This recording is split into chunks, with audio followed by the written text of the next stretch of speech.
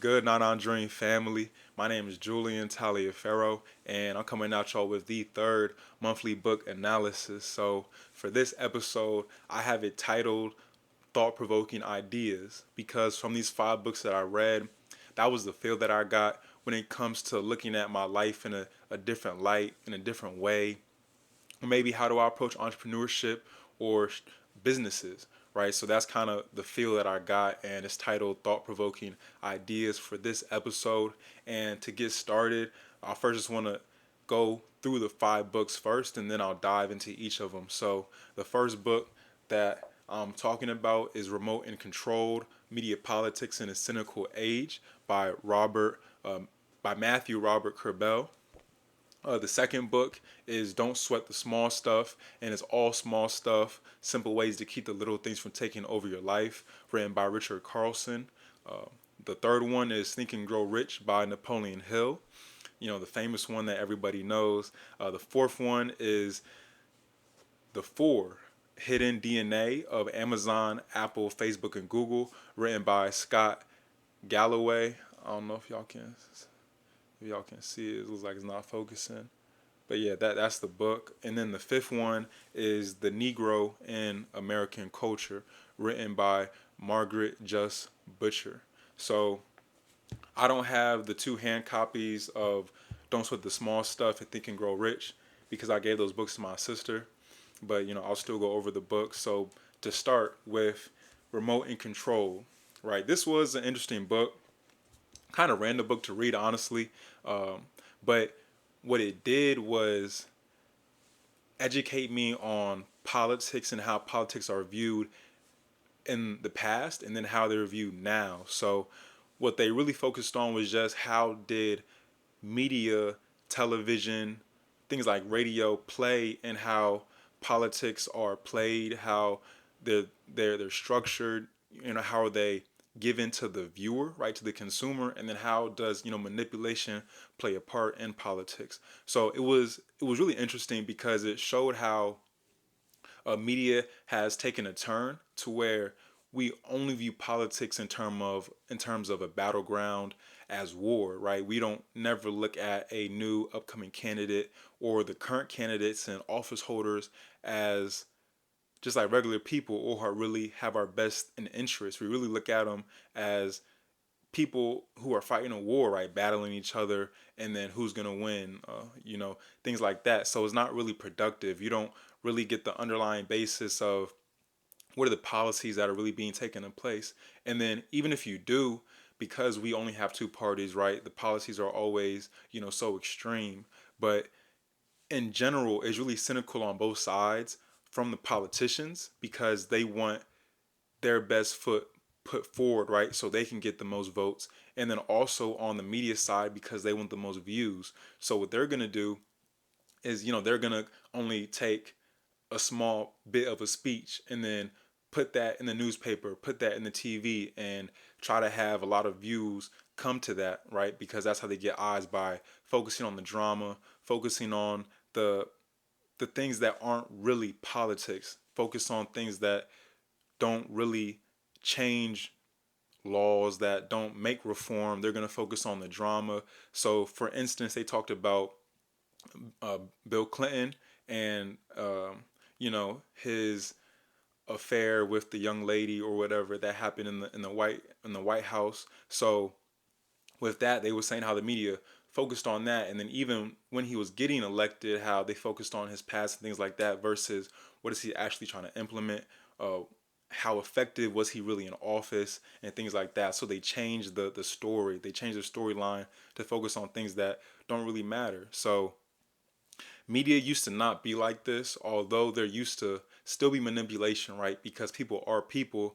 The advancement of technology, the advancement of the media just really exacerbated the effects to where now it's such a blurry line. When you look at politics, it's more so entertainment and it's not thinking about what is the best for our country. So that's interesting, and that's the first book, Remote Controlled Media Politics in a Cynical Age, written by Matthew Robert Kerbel. The second book is Don't Sweat the Small Stuff, and it's all small stuff. Simple Ways to Keep the Little Things from Taking Over Your Life, written by Richard Carlson. And this book was really just filled with a bunch of tips, habits. It was probably like 100 of them, 110 things to add to your life that can make your life more fruitful, make your life happier, right? So I noted down a couple of the habits that I thought were pretty good or things that I wanted to remember. So I'll go through those several. So the first one was lead life with peace and love, right? The second one was think every day of somebody to love and appreciate. The third one was make time for yourself. The fourth one was remember that you can control your happiness, but by your own thoughts. The fifth one was it's not worth it to be right. Let the other person be happy, and then you will be happy. And then the sixth one was give to be happy, and you don't have to tell anybody. And then the seventh one that I noted down was stuff at the end of the day doesn't really matter. So don't let it stress you out because whether it's 24 hours from now, a year from now, 10 years from now, it doesn't matter, right? So don't focus on it and don't let that affect your mental state and your well-being. So those are just a couple of the habits or tips that I noted down in order for me to live my life better. And just things that I always try to think about each day, who do I appreciate? Who do I love? Um, how do I live today in peace, in love, and things like that. So that's what that book was about. Not anything too crazy, but just things to make your mental correct and make your mental better than what it was before. The third book that I want to talk about is Think and Grow Rich by Napoleon Hill. This is the book that everybody has on their must read, everybody's top 10 books, that they read. So it was a pretty good one, but the biggest things that I took from this book was first, find or understand your definite goal, right? And then what is your definite goal? What is the thing that you're striving for every single day, which should be the culmination of what you want to achieve in your life? What is that definite goal? And then once you have it, read it out every day, twice a day. So this is something that I've did since I read the book. I have my definite goal memorized by heart, you know, every morning, every night, even during the day. Sometimes I say it out loud. I say it in my head, and, I recite it. So that's one of the big lessons, right? So it really gets ingrained in you. So what this book was saying is that it all starts with the desire and faith.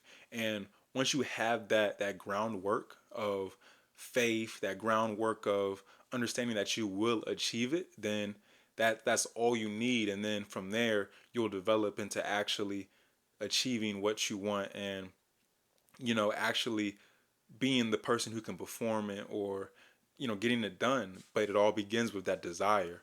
And another thing that he stated in the book was have an invincible counsel to kind of consult, and the visible counsel will be of people who you admire, people who you want to be your mentors, and things like that. So in the book, I believe, I kind of forgot who was on his council, but I think it was like Abraham Lincoln, Albert Einstein, and like some more people, but people who he respected, right? And people who he always wanted to think, okay, how would Abraham Lincoln think of this situation? And how would he move or how would he guide me? So for me, I made my invisible council, right? I have my people on that list.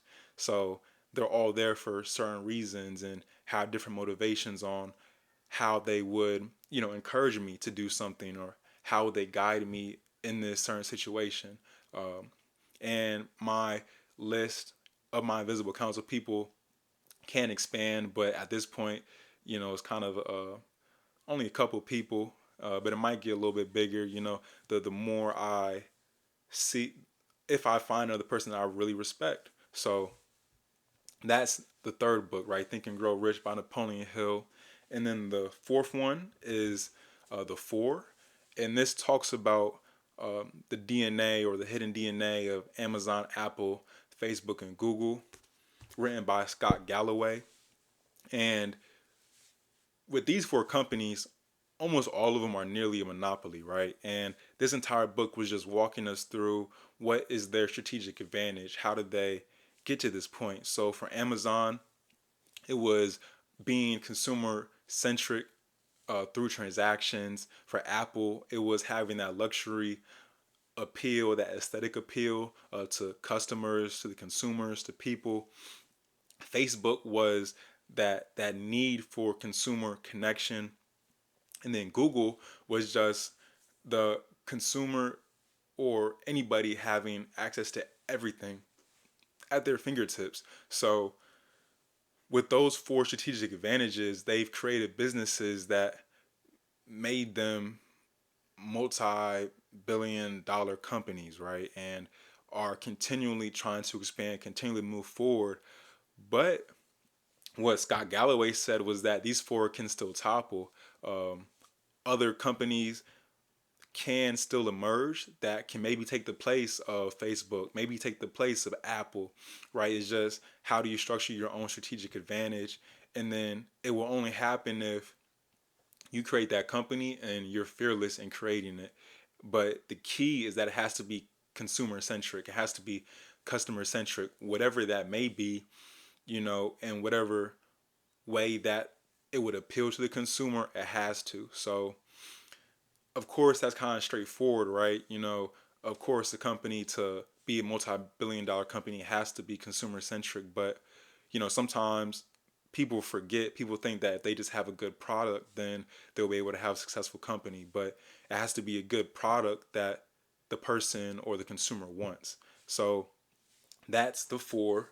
Um, Again, New York Times bestseller, Scott Galloway.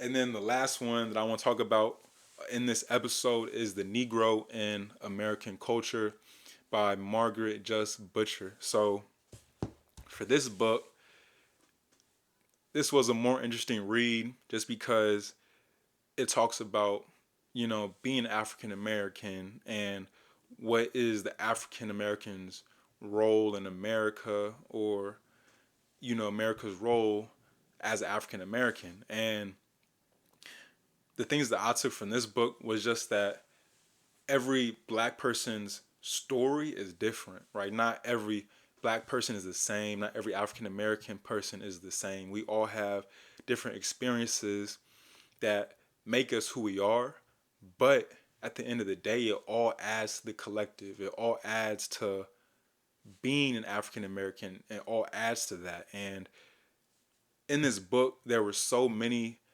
African Americans that are unnamed or that were unknown that I didn't know that laying the groundwork for me. So after seeing all this, the trailblazers, the people who created the road, it's when I look back on that, I say it's only right for me to do what I can. So as me, as a black man coming up, wanting to be an entrepreneur, it's only right for me to do what I can for the African American collective, right? So for me to figure out ways on how I can support, how I can help, and to always give back. And just that we as a people, anything we touch, is special, right? We're great in arts, we're great in music, culture, technology. Anything we touch, we impact it.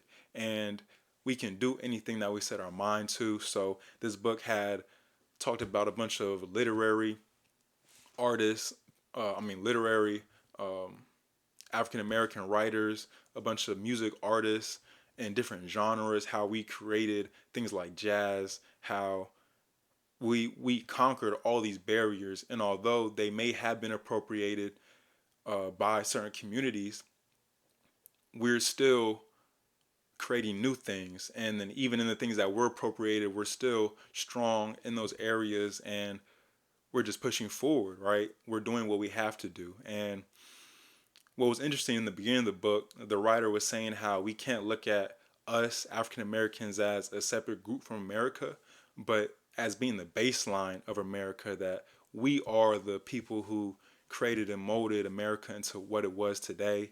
And therefore we need to take ownership of what America is, and don't separate it, but continue to fight, continue to make it what we want it to be, right? So That's that book, The Negro in American Culture. And that is my book analysis for this month.